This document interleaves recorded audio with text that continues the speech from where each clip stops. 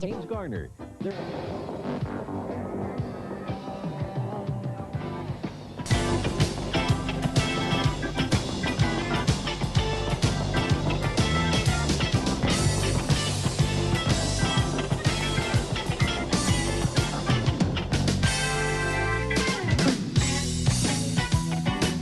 From New York, where we're still digging out from the big President's Day celebration, it's Chris Elliott, plus Paul Schaefer and the world's most dangerous man. And now, the newest member of the Insurance Hall of Fame, Dave. Welcome to the big show. Thank you. Well, thank you very much. Hi there, welcome to the big show. Listen to this. I get up this morning, I was stunned. I'm reading the New York Post, and I come across something that I have no recollection of. Apparently, a few years ago, like 12 years ago, I was married to Ivana Trump. You know, I guess now, if you care about this sort of thing, the Perrier Corporation, excuse me, the Perrier Corporation has announced that they will have their water back on grocery shelves by April. But in the meantime, it'll only be available in hardware stores. Over there in the benzene section. When was the last time you went into a store and asked for benzene, Paul? Gee, I can't remember. Yeah, I didn't think so. Hi. Hey, what are you folks doing here? All right. I did that. Did you read about this kind of an odd screw-up over in New Jersey? A Trenton man goes into the courthouse there, and he applies for a fishing license. Now, through some kind of bureaucratic red tape, there was a mix-up. God forbid this should ever happen to you. There was a mix-up, and instead of a fishing license, he was given a valid marriage license. So now, this is true, the man is actually legally married to a trout. Thank you very much. Thank you, and welcome to Hee Haw. Thank you. married to a trout. Yeah. What? You look like you turned on me all of a sudden. No, I'm right with you. What, have the checks been bouncing? No. Checks coming in. You know, have you heard about this? New York City now, they're sponsoring this politeness campaign to make New York City friendlier and to give a better impression to people from out of town and even people who live and work in New York City every day. So they kicked it off yesterday at a big press conference, and the whole thing got off to a horrible start when a spokesman said to a reporter, let's go back here a second. Okay, here it is. I got screwed up. Okay, this is fine now. So the new campaign to end rudeness in New York got off to a horrible start yesterday at a press conference when the spokesman for the organization said to a reporter, "What are you looking at, butthead?" You see what I did to that? Yeah, see, I got in trouble. I tried to do a little embellishing on my own there. It just didn't work. On the program tonight. Table ready, sir. Thank it's you right very over much. there. Thank you. How are you? I'm just fine. How are you today? You know what upsets me? This has been happening, I guess, all my life, but I've only noticed this the last 2 or 3 years working in this building. Yeah. You get off an elevator, the doors open. Who has the right of way? People getting off the elevator or people getting into the elevator? It's never really been Exactly. established. People getting Really? off the elevator. Perfect. But here in this building, for some reason, whenever the doors open, people in the hallway think it's a signal just to get right on in there and mash Mr. Letterman up against the wall. So you had a rough time in the elevator. And it's usually a guy who's been repairing something. You see, he has a giant tool belt on him. Yeah. So in addition to being mashed, I'm prodded periodically. Mashed and prodded. Yeah. I like the prodded part. So anyway, I'm driving home the other night. I didn't get a chance to tell you this, and it's late. It's midnight. I'm driving home. I come to an intersection. It's pitch black, but there's still some traffic. In the middle of the intersection is a guy walking around from car to car with, what do you think? Take a guess. Could be anything, his right? Pants down? I don't know. No. What is No, it? but a really good guess, Thank Paul. you. No, with his pants down. Well, what neighborhood does that I don't happen know. in? I thought it was, you know. This is New York. Yeah. Anyway. No. Well, now you're going to make my little story sound completely insignificant. No, I'm sorry. What really? Well, no, what? I can't finish it because it's not nearly as strange as a guy with his pants down. The audience wants to hear. Okay. What was it? It was a guy with his pants down. No. What was it? It was a guy with a fire extinguisher. What was he doing? Exactly my question. What time? I don't know. What time was this? It was midnight. And there's a guy outside. Just a thoughtful citizen, I guess, doing his part to fight the fight against car fires. I don't know. Did he spritz you at all? No. No, but the guy with his pants down did. Thank you very much. Thank you. I don't know. That's terrible. I know terrible. it's... Well, you I know, I started. I can't get excited. My no, doctor, you're hard. told me. No, You know, yesterday was a friend of ours' birthday, and I forgot to call him yesterday. Who was that? So it's a surprise. I'll tell you in a second. So I'm going to call him today and wish him a happy birthday. I hope a little dialing music, Paul. Okay, that's enough. Okay, he's a very nice man. He's helped us out on the show many, many times, and I just want to call and wish him happy birthday. Hello? Hello, Tony, this is Dave. How are you? Dave! Yes, Tony Randall, ladies and gentlemen. Tony Randall. I'm just fine. It's so nice of you to call me. Well, Tony, I know, I guess yesterday was your birthday, and was it yesterday or today? The day before. Yeah, okay. Yeah. Anyway, I hope you had a wonderful day, and I hope you have many, many more wonderful birthdays. Dave, what a wonderful guy you are. That means so much, especially coming from you. Well, that's certainly great to hear, and I'm glad you could take the call for us. Well, thanks, Dave. Yeah. Listen, you're so nice. I hate to impose like this. Sure. But do you think there's any chance of my getting on your show? Geez, no, I got not some tonight. honey roast peanuts for No, you. I'm sorry, Tony, but we're kind of tight tonight, you know. But if there's an opening in the next couple of weeks, we'll give you a call. Thanks, I think Dave. we have your Thanks number. so much. Okay. I love you, Dave. All right. Happy birthday. Bye-bye. Tony Randall.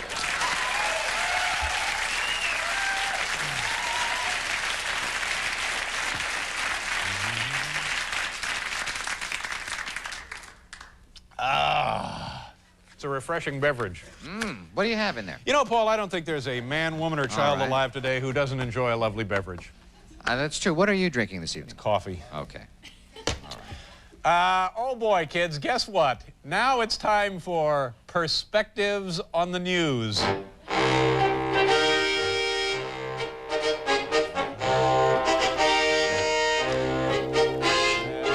Okay. Now, here's how this works. The category is the baseball spring training camp lockout. And we're going to show you a list of people and explain to you how this particular event in the news affects their lives. Okay. Fair enough. And then I'll take my pants down.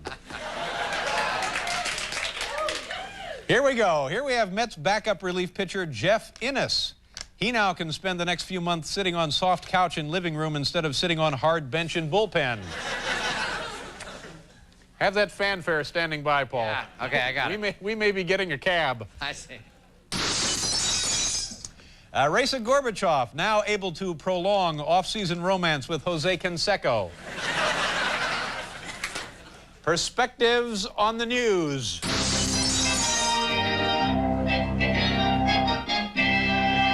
Yes, it's much shorter than I had hoped. Well, that's it. I don't know. There's many more perspectives. Some perspectives are not as Many, long as many others. more perspectives. Oh, yes, there are. Cher, for example, that'll be yeah, great. won't be able to take boyfriend to ballpark for Kids Day.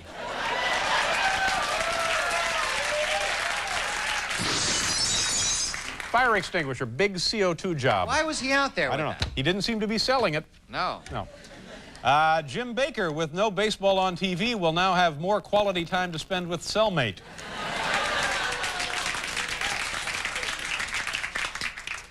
Canada, our neighbor to the north, Paul's home country. Canada loses another opportunity to pretend that they're part of the United States.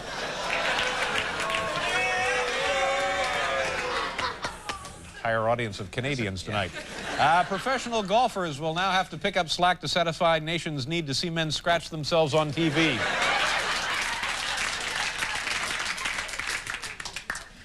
Cleveland Indian ticket scalpers.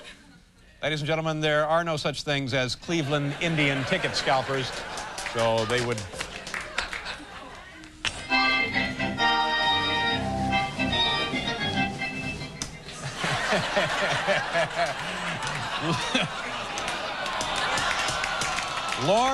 Lorne Green, ladies and gentlemen.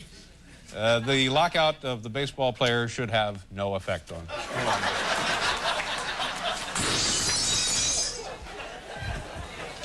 Union Carbide will close down a division responsible for supplying ballparks with that nacho cheese stuff. They pump it right in, you know, Paul. Like gunite. Comes down in big hoses. So I understand, yeah. William Shatner has canceled his annual Would You Like Captain Kirk's Autograph 2 tour of spring training camps.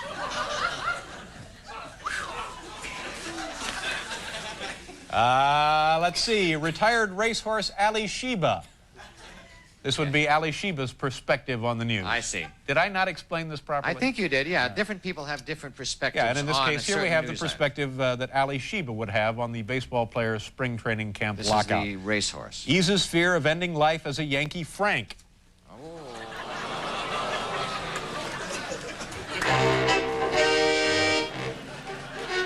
Well, it's time for the news. We gotta go. Good night, everybody.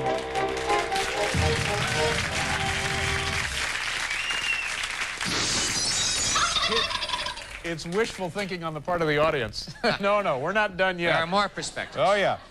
George Steinbrenner continues to suck. There, that's the...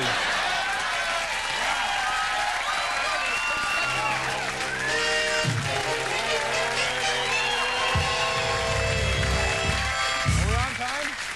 We're over? Oh, good, good.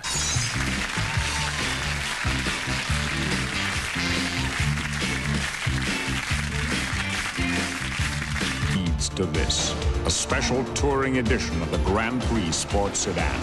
Its V6 power, fuel injected quick. Its optional anti-lock braking, sure and precise. Its feel, undeniably Pontiac. Grand Prix STE. Take a news event. Yes. And then to help you with your own personal understanding of the event, yes, we share with you the perspectives held by other major personalities in the world today. That was the premise of that last bit. Yeah. I see. Yeah. Will we be doing that a lot? No. No, that was it. That was once and one time only. Because I understand this week with David Brinkley wants to start doing it. Oh. So they'll be doing it every Sunday. There's no need for us to do it. We don't have to do it. No, we do this kind of thing. Watch, watch, watch. Yeah, okay, put it away. Thank you. Oh, it's over. Forget it. No, don't even. No, okay, it's over. Thank you very much.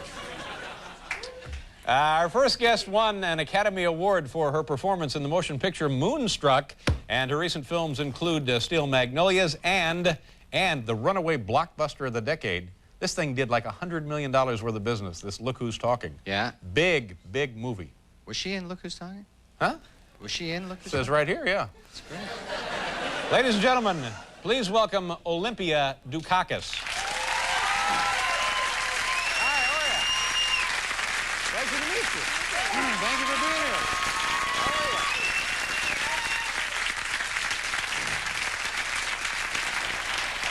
How are you doing? All right.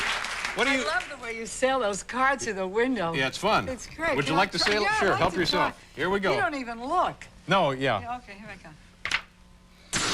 Yeah, pretty good. Very nice. Didn't go through it all. Yeah, it did. It sort of barely went through. But that's the kind of night we're having. So how are things? Things are pretty good. Yeah. Have you had a good year so far? It's been a great year. You know, now this Look Who's Talking thing, this was, I think, intended to be kind of like a small film, and then they didn't even release it right away. Is that right? They didn't. There was a long post-production. Yeah. They didn't realize, I think, you know, how popular it was going to get, and then it just kind of like went. Yeah, it's unbelievable. Now, Yeah. why do you suppose this thing, in addition to a fine cast, of course, why did this thing go through the roof? You know, I think the Bruce Willis and the voice, I think, really captured people's imaginations. Right. They really enjoyed it. But everybody loves babies now. Yeah, I know. I They're mean, going to do two, you know. Look Who's Talking Yeah, Too? Look Who's Talking Too. Amy Heckerling, the director's working on it even as we speak. So will it be the same baby, a little older, or another new baby? Because all those babies. I don't know. Yeah. I have no idea what the script is. I'm looking forward to Did you seeing. work with many babies in this thing? Oh, there were, for anyone seen, there were at least 2 babies. And they have, you know, what they call a baby wrangler. Somebody who just takes care of the babies and makes sure that they get their Well, bottles. they don't really call it a baby wrangler. I Yes, think. they call it. Yes, they call it a wrangler. Because if they called it the baby wrangler, it would be shut down. They'd shut down the production. You have to have a nurse looking after the babies. No, there is a nurse there, but there's also a baby Oh, wrangler. well, as long as you have a nurse present, you can have a baby wrangler. And a rodeo clown, too. Yeah. And piles of toys. Yeah. What did you do before you became an actress? Although I guess in most things. cases, you're always an actress, right? Well, a million things, you know. Sold dances for Arthur Murray. Hey, now tell me about that. Well, I was on I would be on the telephone pretending that people were winning things, you know. And You then, call up and say, how do you do, Mr. and Mrs. Say, Henderson? give me the name of the 40-something or other president, something very easy, and people would they would guess it, and then so I'd say, okay, now you won all these dances, so you come in and get these dances. So they would get 3 free dances, and then of course they would try to sign them up for more dances. Now, did you ever actually go into the Arthur Murray place and dance? Moi? Yeah. No, I never. Well, you know, I know people have always talked about this before, but it seems like in every town, they're always on the 2nd floor, the dance studio. That's right. Yeah. This one was on the 2nd floor. I know. Too. I don't know why. I remember running up the stairs. I used to wear these sneakers. I can remember hockey sneakers that left over from college and stuff. And did you make a lot of money doing this? Oh, no, maybe nothing. But you could be doing some acting on the phone there, couldn't you? Well, I never thought of it that way. I mean, I thought of it as something totally different. The best acting I ever did was once in a candy factory, candy cupboard, actually. I worked, before I came to New York, I worked in candy cupboard in Somerville, I think it was. Somerville, Massachusetts. And I was on the belt. Do you know the one with Lucille Ball show, I mean, that really happened to me. They have a conveyor belt, and That's it's right. Candy and she and in Ethel. boxes. Yeah. There are boxes coming down, And they can't keep up. And so I was doing the same thing. I would run down and push the boxes back, trying to get my... But finally, when she started to eat them, what I did was I pretended and I fainted. I went, ha, and I fell right over on the box. And did they stop the conveyor line? They didn't even care. They just said, watch out for the chocolates, and it didn't matter to them that there was... And what kind of chocolate was this? Were these custom-made candies, or...? Well, they were... No, they were candy cupboard. I don't know if... I don't know what that means. You said that a couple times. It's like a chain of candy stores? Yeah, it's a New England thing. Yeah. And after that, Did you ever get sick from eating those things? No, I couldn't touch them.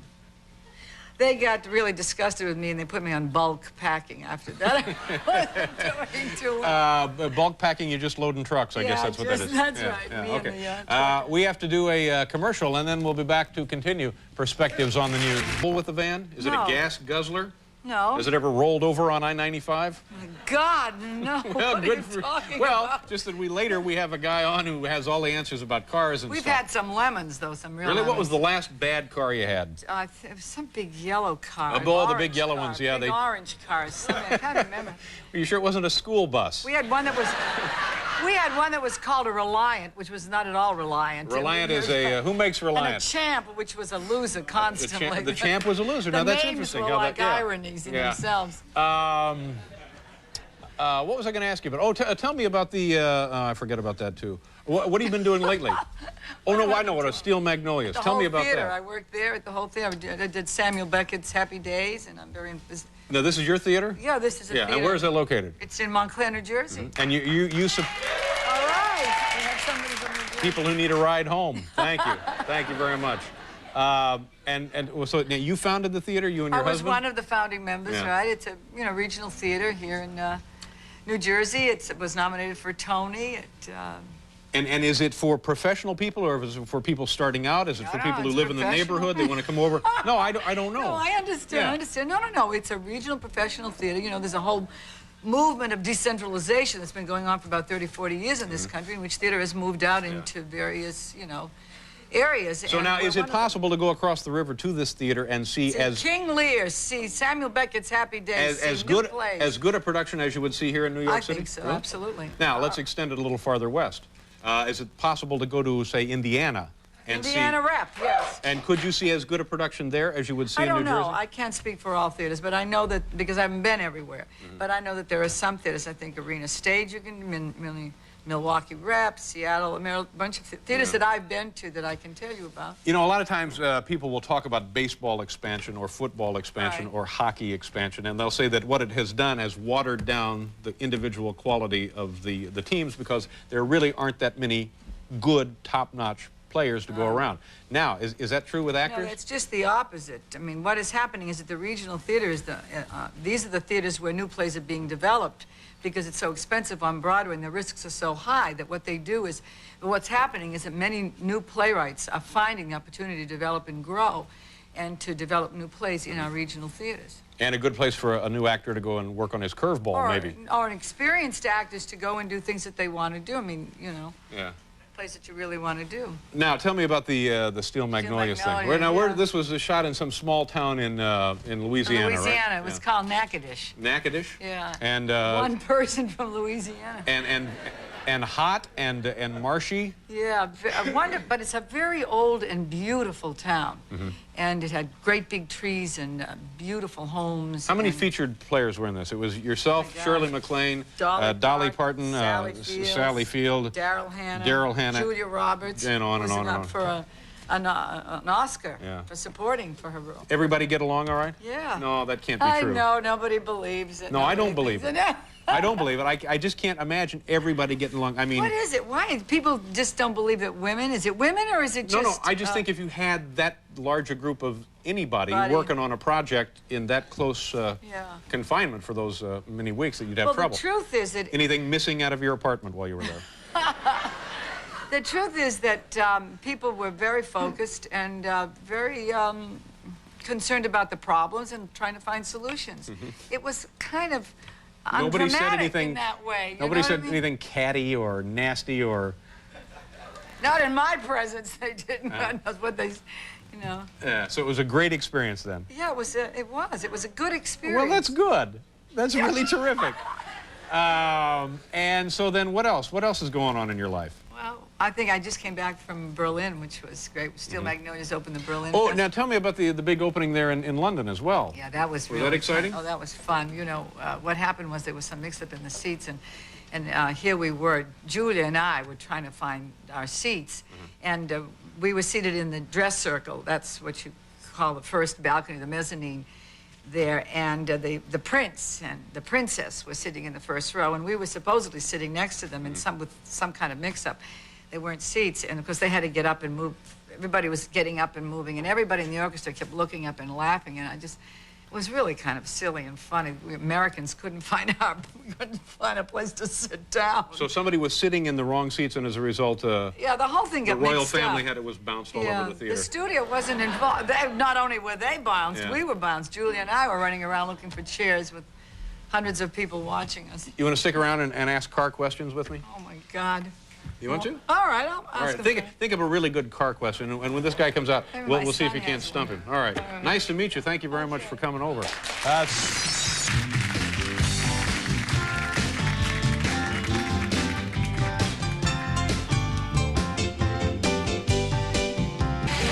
Can you give me gains, please, Jeff?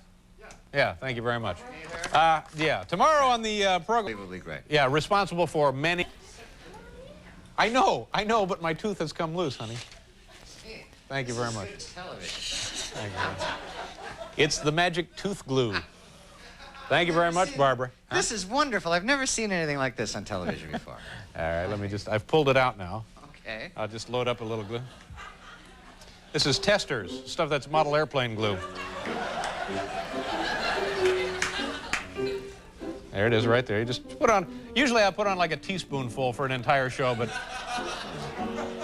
And we just slip it right in like this. Ah! Ah! Ah! Oh!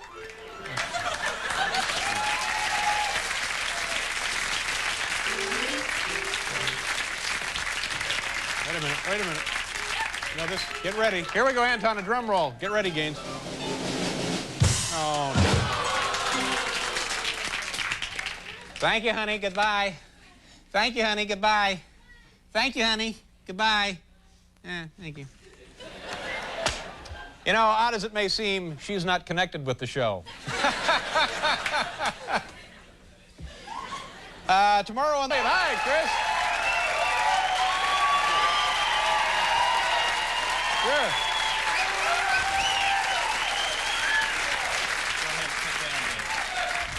Hi, Chris. What can we do for you? Well, Dave, please, don't try to be funny.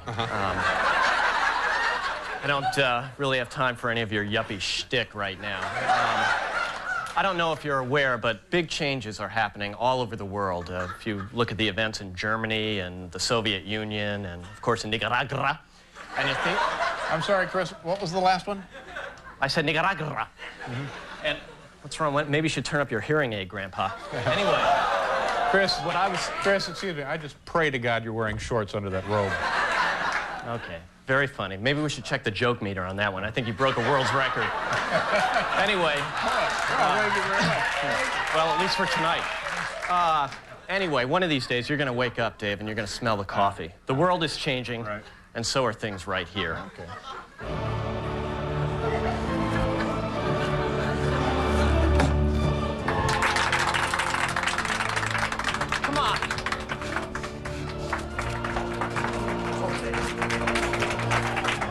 Oh, I'm sorry, Mr. Elliott. No one's allowed in Mr. Letterman's dressing room, nor in his private shower. Oh, is that so?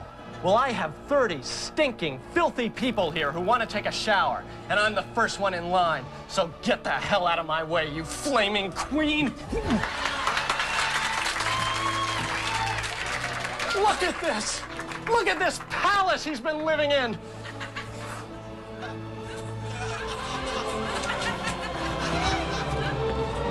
Taking a shower.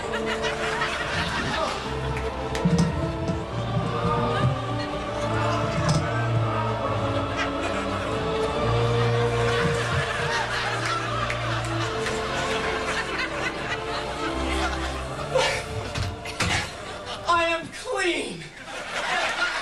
Finally, I am once and for all clean. Everybody, come on. Come in! It's open! Take showers, all of you! I got a shampoo!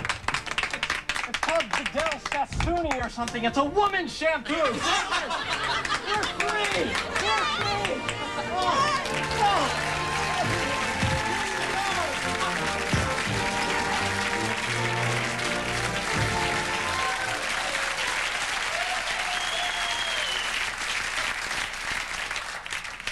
That was the ugliest thing I have ever seen in my life. We have